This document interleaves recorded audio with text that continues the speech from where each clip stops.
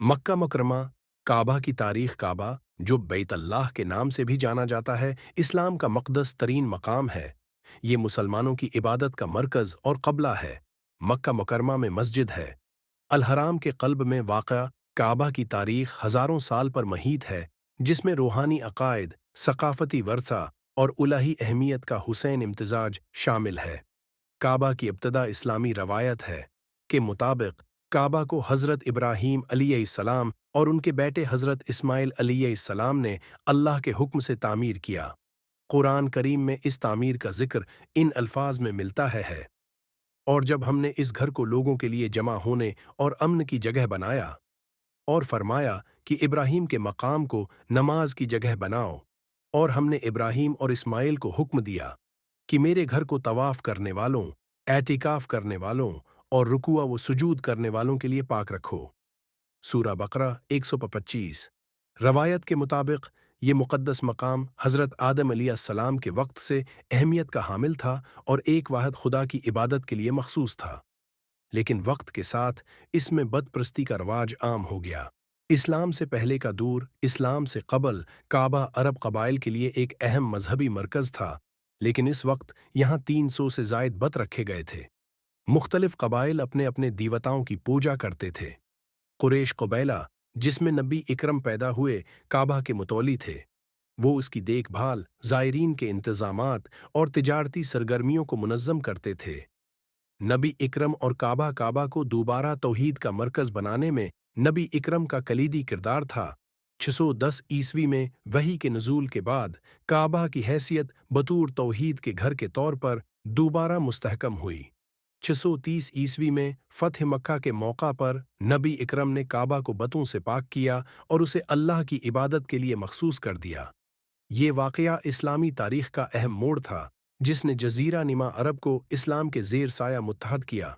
काबा की तामीर व तरक्की काबा की साख़त को कई मरतबा कुदरती आफ़ात और इंसानी अवामिल की वजह से दोबारा तामीर किया गया। अहम मवाक़ि दरज झील हैं। 1. क़ुरैश की तामीर। नबी इकरम की बासत से क़बल कुरैश ने काबा को पत्थरों और लकड़ी से दोबारा तामीर किया।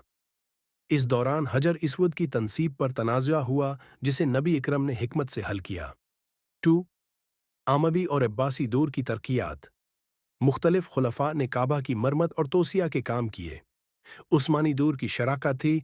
उस्मानी खुलफा ने काबा और मस्जिद अल हराम के गर्दोनवाह को मजबूत बनाया। जदीद दौर, सूदी हुकूमत ने मस्जिद अल हराम में बड़े पैमाने पर तोसिया की ताकि लाखों ज़ायरीन बाआसानी इबादात इंजाम दे सकें। हजर इसवद और दीगर खुसूसियात। हजर इसवद, जो काबा के मशरिकी कोने में नस्ब है, इस्लामी तारीख़ में ख़ास अहमियत रखता है। रवायत के मुताबिक ये पत्थर जन्नत से भेजा गया था और इब्तिदा में सफ़ेद था, लेकिन इंसानों के गुनाहों की वजह से सियाह हो गया। दीगर अहम खुसूसियात में शामिल हैं। किस्वा, काबा पर सियाह रेशमी गिलाफ चढ़ाया जाता है, जिस पर सोने के धागे से कुरान की आयात कशीदा होती हैं। ये गिलाफ हर साल बदला जाता है। हटीम बाबा, काबा के साथ नीम दायरा निमा जगह, जो असल तामीर का हिस्सा समझी जाती है। मकाम इब्राहीम, वो मकाम जहां हज़रत इब्राहीम अलैहिस्सलाम ने खड़े होकर काबा तामीर किया।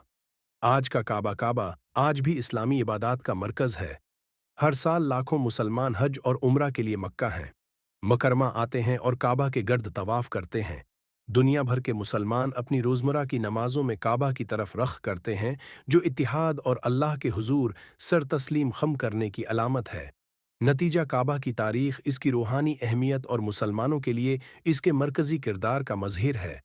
हज़रत इब्राहीम अलैहिस्सलाम और हज़रत इस्माइल अलैहिस्सलाम की तामीर से लेकर आज के दूर तक काबा मुसलमानों के ईमान, वर्से और अल्लाह से ताल्लुक़ का मज़हर है।